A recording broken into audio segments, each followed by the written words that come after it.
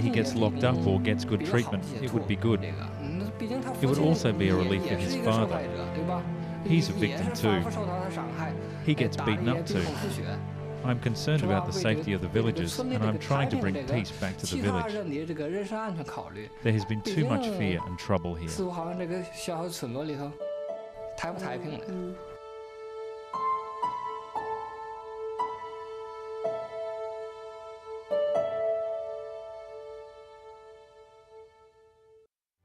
That's all the time we have for this edition of 101 East. Next week, we're in one of Asia's most densely populated countries, the Philippines, to look at the battle between the Catholic Church and the state over the controversial issue of family planning. Until then, you can always follow the program on our website, podcast, and Facebook. From all the team, thanks for watching.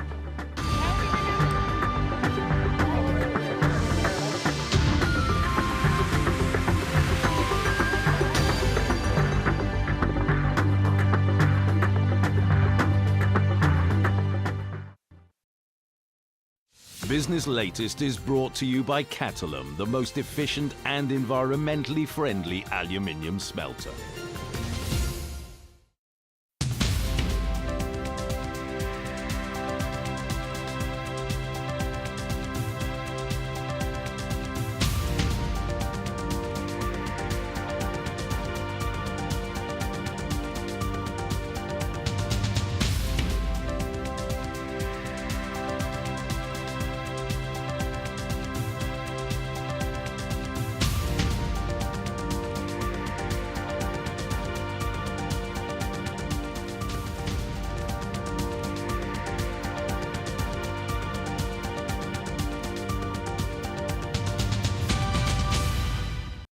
Business Latest is brought to you by Catalum, the most efficient and environmentally friendly aluminium smelter.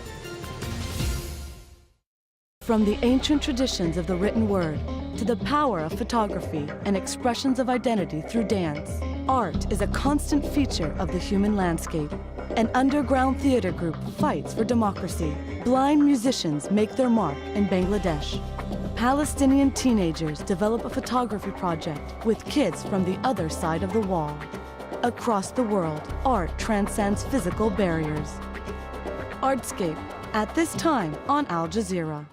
Whether it's nature or man-made, an event or a memory, time affects our perception and tests our will. Places we go and things we see determine what we know and who we are. Open your eyes to a world of documentaries. Witness at this time on Al Jazeera. A debilitating condition afflicting millions of women across the developing world. Sometimes it is not possible to cure a patient with fistula. We have to prepare her psychologically. Revealing the human stories behind fistula and its intimate connection to poverty. Exploring global maternal health, birth rights, at this time on Al Jazeera. Leaders are remembered, be they loved or feared. Alone they are inscribed on the pages of history. But what of the men and women whose hands build their monuments and whose blood stains their battlefields? The people who, against all odds, wield the power to reshape history. People in Power, at this time on Al Jazeera. Personal blogs by professional journalists. blogs.aljazeera.net.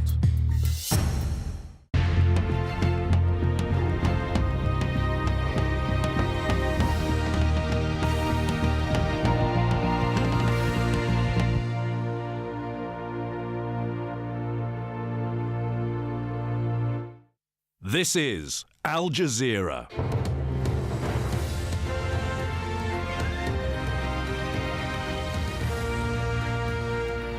Welcome to the News Hour, live from Doha. I'm Sami Zaidan. From Al Jazeera News Centers in Doha and Washington, D.C., these are the main stories. This is our country. We will never, ever give up. And we will never, ever surrender. The Libyan leader's son warns of an all-out assault to crush rebel fighters. A barrage of tank and artillery fire sends rebels into a frantic retreat from a strategic oil port. France and Britain come out fighting, saying Gaddafi must step down and the EU should prepare to help the opposition rebellion. Hello, I'm Daljit Dhaliwal in Washington. The top story from the Americas. I think over the longer term that the regime will prevail. The U.S. intelligence chief says Gaddafi will win, but a top White House official quickly dismisses his comments. And a loss for Labour. Wisconsin's Republican governor prepares to sign the controversial bill limiting union bargaining rights.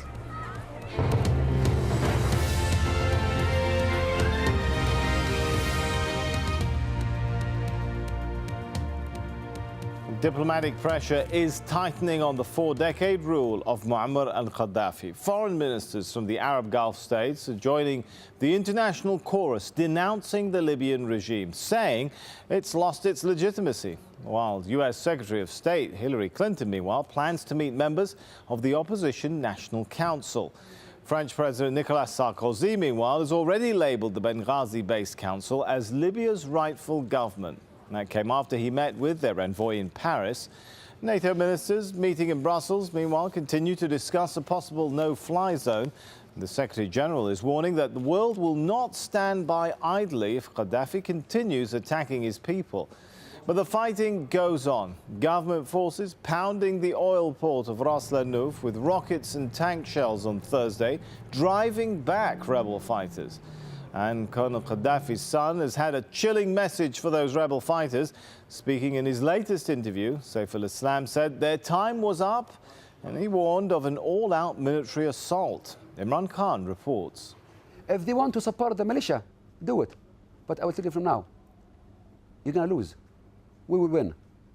And we're not afraid of the American fleet, NATO, France, European. This is our country. We live here, we die here. Defiant words from Saif al-Gaddafi, the son of the Libyan leader. To those terrorists. The rhetoric hasn't changed. The rebels are simply terrorists and the Libyan nation is united. It's a theme he further explores, saying that pro-Gaddafi demonstrators make up the vast majority of Libyans. 2 days ago, have you seen thousands of people marching the streets and the squares? You saw them early in the morning? Yes. This is the real picture of Libya. But even when announcing the return of captured Dutch soldiers, he allows himself a slight smile, a sign perhaps that confidence is high in the government camp. So we captured the first NATO soldiers. We're sending them back home, but we're still keeping their helicopter, the armed helicopter. On the ground, though, it's a confused picture. The tiny town of Bin Javid has seen fierce fighting and no real picture of who's winning.